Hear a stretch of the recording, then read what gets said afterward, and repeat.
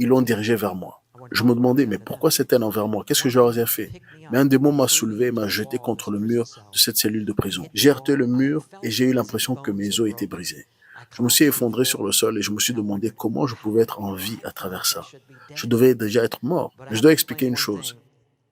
J'ai compris que la plupart de la douleur était bloquée. Le Seigneur a expliqué sur le chemin de retour qu'il avait bloqué la plupart de la douleur que j'aurais ressentie en frappant le mur.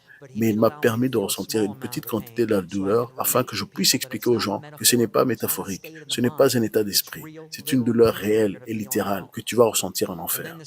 Et puis cet autre démon m'a soulevé et a planté ses griffes dans ma poitrine et a déchiré ma chair. C'était vraiment ce qui m'est arrivé. Et je me demandais encore une fois pourquoi je ne suis pas mort de ça. J'ai regardé, j'avais le corps. Matthieu 10, 28 dit, craignez celui qui peut détruire l'âme et le corps en enfer.